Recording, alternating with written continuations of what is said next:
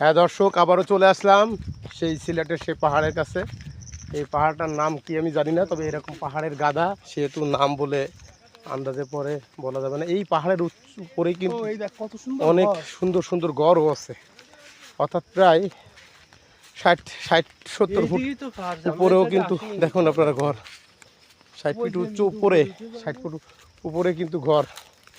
এবং এই যে দেখছেন পাহাড়ের পরে কিন্তু অনেক গাছ, এখানে সরকার নিয়ন্ত্রণ করে আমাদের বাংলাদেশি পাহাড়। এই যে আপনারা দেখছেন সাইট্রাস রিসার্চ স্টেশন, এখানে কিন্তু রিসার্চ করা হয় এই পাহাড় নিয়ে।